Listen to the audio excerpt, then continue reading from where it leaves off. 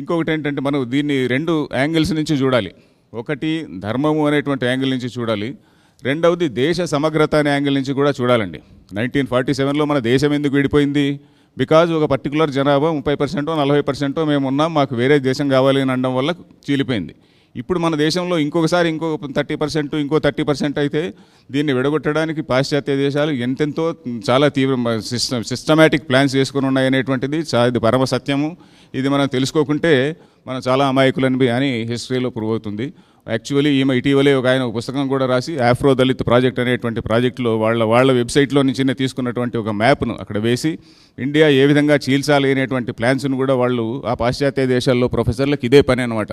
ఒక దేశం ఏదైనా దేశం గట్టిగా ఎదుగుతున్నప్పుడు no country can come as equal to their countries, అది వాళ్ళ సిద్ధాంతం.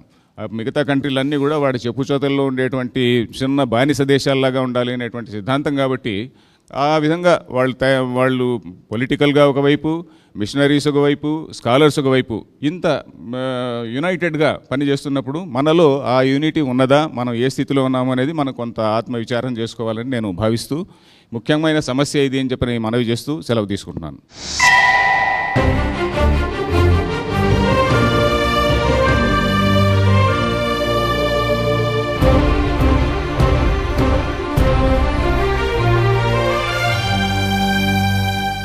శ్రీమద్ అభినవోద్దండ నృసింహభారతీ స్వామి వారు తమ క్లుప్త సుందర ప్రసంగంతో మన్ని ఆశీర్వదిస్తారు.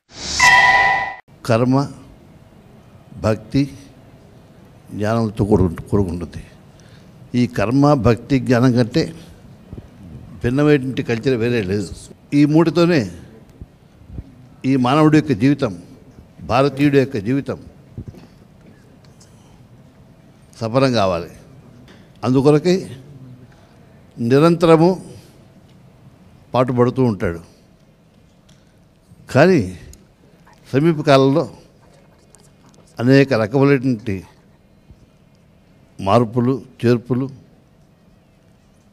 ఇతర మతస్థుల యొక్క దాళ్ళు ఇవన్నీ జరగడంతో దేశం యొక్క స్థితిగతులే మారిపోయాయి.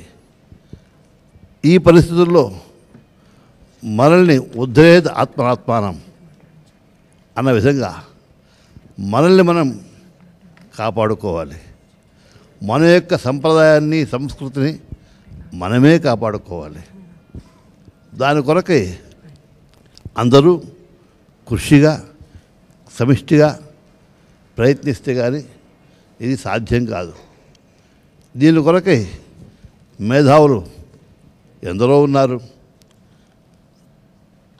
మన భారతదేశంలో మేధావులకు కొరత లేదు. మేధావులు అందరూ కలిసి ప్రయత్నించి, కష్టించి సాధిస్తే కనుక ఈ సమస్య సులభంగానే పరిష్కారం చేసుకునే అవకాశం కలుగుతుంది. అందుకొరకై అందరూ శ్రమపడి, కష్టపడి సాధించాలని, మనకున్నటువంటి సమస్యలు తీరిపోవాలి, తీర్చుకోవాలని మేము భావిస్తున్నాం. ఈ విషయంలో అందరూ కూడా సమిష్టిగా కృషి చేస్తారని మేము అభిలషిస్తున్నాం. హిందూ ధర్మం ఎదుర్కొన్న సవాళ్ల మీద, తర్వాత ప్రచార సాధనాల మీద, తర్వాత దేవాలయాల మీద, తర్వాత విద్యా వ్యవస్థ మీద ఒక్కొక్కరం మనం మాట్లాడుకుందాం. ఇప్పుడు హనుమాన్ చౌదరి గారు ప్రతిస్పందిస్తారు.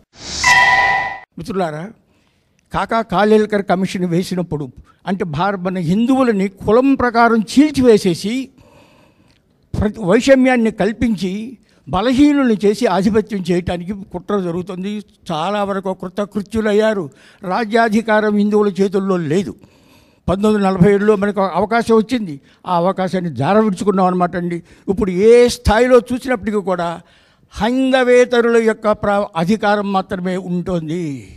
దీన్ని మనం ఎలా ఎదుర్కొంటాం అనేది మనం ఆలోచించాలి. దేవాలయాల్ని కేంద్రంగా చేసుకొని పాఠశాలల్లో కనుక వేమన శతకం, సుమతి శతకం, మహాభారతం, రామాయణం ఈ కథలన్నీ కనుక చెప్పినట్టయితే అసలు ధర్మం అంటే ఏంటి అని తెలియకుండా ఉండటం వలన అర్థము గడించడమే ధర్మము. ఇప్పుడు అందుకనే అటువంటి అన్యాయాలు, అక్రమాలు ఎందుకు జరుగుతున్నప్పటికీ కూడా ప్రజలు సహిస్తున్నారనమాట అండి. అది తర్వాత వద్దాం అనమాట అండి. ప్రథమంగా మనం కమ్యూనిటీ ఏ విధంగా అయితే church is building up A community of Christians, A mask is building A community of Muslims, temples must build a community of Hindus. ఎవరికి పడితే వాళ్ళు ఎప్పుడు పడితే అప్పుడు దేవాలయంలోకి వెళ్ళి 20 రూపాయలు ఇచ్చి పూజ చేసి బయటికి రావడితే హిందూ మతం బతకదు. మనం కూడా ఏ విధంగా అయితే చర్చిలో సర్వీస్ ఉందంటే 8 గంటలకి ఫలానా సర్వీసు, 9 గంటల ఫలానా సర్వీసు, ఈ విధంగా భారతీయులు 5 భారతదేశాల్లో ఉన్నారు ప్రపంచంలో. మారిషస్లో ఉన్నారు, గయానాలో ఉన్నారు, సురినామ్లో ఉన్నారు, ట్రినిడాడ్లో ఉన్నారు, ఫిజీలో ఉన్నారు. వాళ్ళంతా ధర్మాన్ని ఎలా కాపాడుకుంటున్నారు. హిందూ చర్చ్ అంటున్నారు. హిందూ చర్చ్ ఆదివారం నాడు హిందువులందరూ రావటం, హనుమాన్ తులసీదాసు రామాయణం చదవటం, అక్కడ ఉన్నటువంటి వ్యక్తి దాని గురించి చెప్పటం, దాని తర్వాత హారతి పూజ, ఈ విధంగా కమ్యూనిటీ బిల్డప్ చేసి హిందూ కాన్షియస్నెస్ని వాళ్ళు బ్రతికిస్తున్నారనమాట అండి. అది బ్రతికించకపోయినంత వరకు కూడా మనం గెలవలేమన్నమాట అండి. మతం ఎందుకు మార్చాలని? మతం మార్చడం అనేది పెద్ద హింస. ఆ హింసను వాళ్ళు ఆ హింసను ఉపయోగించుకునే సామ్రాజ్యవాదం. ఒకప్పుడు భారతదేశంలో 100 మంది హిందువులు ఉండేవాళ్ళు. స్వతంత్రం వచ్చినప్పుడు 90% ఉండేవాళ్ళు. ఈనాడు 80% కన్నా తక్కువ ఎందుకు అయిపోతున్నారు? దీన్ని మనం గుర్తించకపోయినట్టయితే ధర్మం ఉండదండి. బ్రహ్మచారి శివస్వామి గారు తమ సందేశాన్ని ఇస్తారు. ఈ రోజున భక్తి ధార్మిక సమ్మేళన కార్యక్రమంలో మనందరం పాల్గొనటము ఆనందదాయకము. ఇప్పుడు భారతదేశంలో ప్రధానంగా కావలసిన ఈ ధార్మిక సమ్మేళనాన్ని ఒక ఛానల్ వారు ప్రధానంగా తీసుకోవటం అనేది ఇది కొంత శౌర్యవంతమైన నిర్ణయంగా నేను భావిస్తున్నాను. ఇది గొప్ప మార్పుకి ఒక పునాదిగా కూడా భాసిల్లాలని, తద్వారా మిగతా వ్యవస్థలో కూడా ఈ భక్తి ఛానల్ చూసి నేర్చుకోవాల్సింది ఎంతో ఉన్నదనే భావాన్ని కలగజేసుకోవాలని ప్రధానంగా వారికి ధన్యవాదాలు తెలియపరుస్తూ, ఈ రోజున పెద్దలు ఇప్పుడు చెప్పారు కొన్ని విషయాలు. అసలు మతం మారగల కారణాలు ఏమిటి? దేనివల్ల మతం మారుతున్నారు? కుల పెద్ద మతం మారుతున్నారా? ధనం కోసం మతం మారుతున్నారా? కోరికలు నెరవేరనే మతం మారుతున్నారా? ఏ వర్గం మతం మారుతుంది?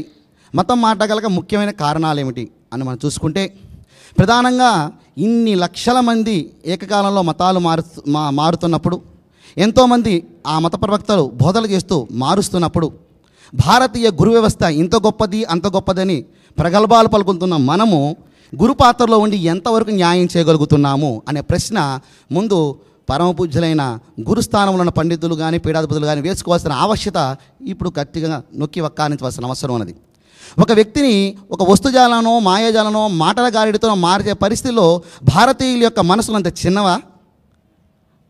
అంత విషయాల దాంట్లో మారిపోయే అవసరం ఉందా? అంటే భారతీయ గురు వ్యవస్థ ఎందుకు ఇంత బలహీనంగా మారింది, ఎక్కడి నుంచి వచ్చింది అనే మూలాల్లోకి వెళ్ళి చర్చ చేయవలసిన అవసరం ఎంతో ఉన్నది. ఇందా చాలామంది మాట్లాడారు, కొంతవరకు మూలాన్ని టచ్ చేస్తున్నారు, కొంతవరకు మళ్ళీ సమభాగంలో తీసుకొస్తున్నారు.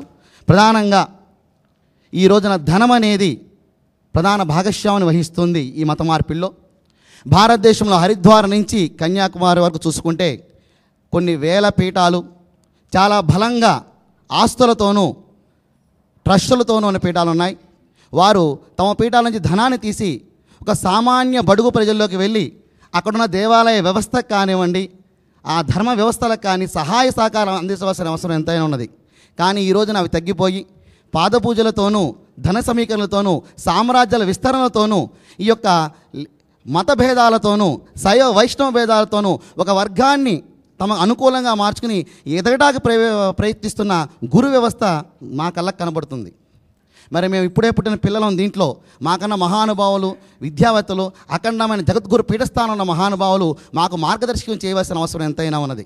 వారి మార్గదర్శకుల్లో మేమందరం ప్రయాణం చేయవలసిన అవసరం కూడా ఉన్నది. ఇప్పుడు ఏ పీఠం తరపున ఇది పాల్గొంటున్నాను కాకుండా ధర్మం అనే గొడు కింద అన్ని వర్గాలు చేరి సంఘటితమైతే కానీ ఈ వ్యవస్థని సమూలంగా మార్చే అవకాశం కలుగుతుంది. పుట్టా సురేంద్రబాబు గారు వివేక పథం అనే పత్రికని నల్లగొండ జిల్లా దూరకొండ నుంచి నడుపుతూ ఉన్నారు. అసలు హిందూ ధర్మం ఎదుర్కొంటున్న ప్రధాన సవాళ్ళు ఏమిటి అనేది ప్రకరణ.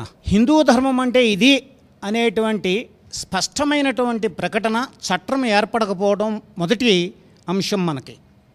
రెండవది, ధర్మము కాలానుగుణ్యంగా మారుతూ వస్తుంటుంది అనేది మన సాంప్రదాయము, భారతీయ సాంప్రదాయం అంగీకరించింది. ఆ కాలానుగుణ్యమైనటువంటి మార్పు ఈ యుగంలో జరగలేదు. కలో పరాశరస్యాశ అని చెప్తూ కృతయుగానికి మనుస్మృతి అని ఇట్లా వచ్చిన పరంపరలో చాలామంది ధర్మవేత్తలు ధర్మశాస్త్రాలు రాశారు ఈ దేశంలో. ఎవరి దేశానికి ఎవరి ప్రాంతానికి సంబంధించింది వాళ్ళు రాశారు. దేశకాలాన్ని బట్టి మార్చుకుంటూ కూడా వచ్చారు, మార్చుకోమని చెప్పారు. ఈ యుగానికి సంబంధించిన ఈ 20వ శతాబ్దము రాబోయే కొద్ది భవిష్యత్తుకి సంబంధించినటువంటి ధర్మము ఆవిష్కరింపబడాల. ఇది హిందూ ధర్మం అని చెప్పబడలేదు. అది ప్రధానమైనటువంటి ప్రతిబంధకం. ఇప్పటికి ధర్మం మీద ఎవరు ఇష్టం వచ్చినట్టు వాళ్ళు మాట్లాడుకుంటాము. చౌదరి గారు చెప్పారు, ధర్మం దాన్ని రక్షించుకోదు, ధర్మం రక్షింపబడాలి. ఇది మర్చిపోయాం మనం. సనాతన ధర్మము ఎవరూ దీన్ని ఓడించలేరు. ఇది ఒక అపప్రథ మన మెదడుని తినేస్తోంది, ఎవ్వరికీ పట్టదనమాట. వెనక సమాజంలో కనుక ప్రాచీన సాంప్రదాయం చూస్తే ధర్మంకి ఎప్పుడైనా అపకృతి జరిగినప్పుడు ధర్మాచార్యులు, ఋషులు వచ్చి దాన్ని సక్రమపరిచేవాళ్ళు. ఈ రోజున ఆశ్రమ పీఠాధిపతులు కానీ వీళ్ళందరికీ కూడా విశ్వ హిందూ పరిషత్తు, ఆర్ఎస్ఎస్ ఇట్లాంటివి ఉన్నటువంటి సంస్థలు ప్రబోధం చేయవలసి వస్తుంది, వెళ్ళి తెచ్చుకొని బతిమలాడుకోవాల్సి వస్తుంది. వాళ్ళకేం పని లేదన్నమాట. ఇది ఒక సవాలు ఉంది మన ముందల. రెండవది ఏంటంటే, ఇతర మత గ్రంథాలకు సంబంధించినటువంటి వాళ్ళు భారతీయమైనటువంటి రకరకాల శాస్త్రాలను కూడా చదువుతున్నారు. భారతీయమైనటువంటి సాహిత్యంలో ఉన్నటువంటి పెద్ద ఇబ్బంది, విస్తృతి కూడా, గాఢత కూడా రకరకాల భావాలు భారతీయత పేరును ఉండడం. దీన్ని ఆసరా చేసుకొని ఒకదాన్నొకటి ఖండించుకునే భావాలన్నింటినీ కూడా ఇతర మస్తత్తులు దీంట్లో నుంచి పట్టించుకొని అవే ఎత్తి చూపిస్తూ ఇంతకీ ఏందో తేలనితనాన్ని మన అమాయక జనం ముందలు పెడుతున్నారు. ఇదొక సవాలు ఉంది ఈ రోజున.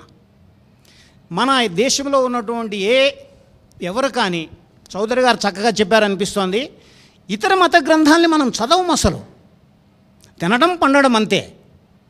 ఎందుకు చదవమండి? వాళ్ళు వేదం చదువుతున్నారు, వేదంలో మహమ్మద్ ఉన్నాడు అంటున్నారు. వాళ్ళు పురాణం చదువుతున్నారు, పురాణంలో యేసు ఉన్నాడు అంటున్నారు. మీరు ఎందుకని గ్రంథాలు చదవరు? పనేం లేదు కదా, చదవటమే కదా. అధ్యయనం అధ్యాపనం బ్రాహ్మ్యం కర్మ స్వభావయం. మీ పని చదవటము, తెలియజేయడమే కదా. ఎంతకాలము అధ్యయనం చేసి సవరణలు పూరణలు అవసరమైన దాన్ని సవరించుకొని వర్తమాన సమాజానికి పెడుతున్నారు. నేను అనేది ఏమిటంటే, హిందూ మతంలో ఉన్నటువంటి ఒక విచిత్రమైన పరిస్థితి ఏంటంటే, ఉత్తమోత్తమ భావం ఉంది హిందూ మతంలో, ఉత్తమ భావం ఉంది, మధ్యమ స్థాయి భావాలు ఉన్నాయి, అధమ స్థాయి భావాలు ఉన్నాయి, అధమాధమ స్థాయి భావాలు కూడా హిందూ మతం పేరున ప్రచారంలో ఉన్నాయి, అమల్లో కూడా ఉన్నాయి. ఈ కాలానికి చెల్లినటువంటి ఇది హిందూ ధర్మం మేము చేస్తున్నామని ధర్మాచార్యులందరూ ఒక ముద్ర వేయనంత కాలము ఇలాంటి ప్రసంగాలు ఎన్ని చేసినా కానీ కాదు. హిందూ మతం ఏమిటని మనం నలుగురు మాట్లాడుకుంటే ఏకోన్ముఖంగా చెప్పలేరు. విస్తారమైన సాహిత్యం ఉండటం ఒక అవరోధమైతే దాంట్లో ఈ కాలానికి ఇది అని నిర్ణయం చేయకపోవటం, ఆ నిర్ణయాధికారం సమాజం నుంచి సంక్రమించుకున్న ధర్మాచార్యులు ఆ నిర్ణయం చేయకపోవటం మరో పెద్ద సవాలు ఉంది. ఇతర మత గ్రంథాల్లో లేనంత ఔచిత్యము, గాఢత, మానవీయ విలువలు హిందూ ధర్మంలో ఉన్నాయని చెప్పుకోవడం సరిపోదు. దాంతోపాటు అమానవికమైనటువంటి అంశాలు కూడా హిందూ మతంలో ఉన్నాయి. వాటిని సంస్కరించుకోవలసినటువంటి అవసరం ఉంది.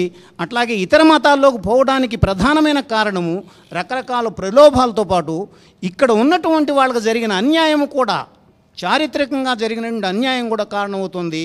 దాన్ని సవరించుకోవాల్సిన అవసరం ఉంది. ఇంకొక అంశం ఏంటండి, ప్రస్తుత ధర్మశాస్త్రం మనకి భారత రాజ్యాంగమే. భారత రాజ్యాంగానికి లోబడే మిగతా ధర్మశాస్త్రాలన్నీ నడవాలి. మొదట భారతీయులము, ఇక్కడ కూడా ధర్మాచార్యులు ఈ మతాన్ని కాపాడుకునేటువంటి వాళ్ళు కూడా రావాల్సిందని చెప్తూ ఇస్తాను.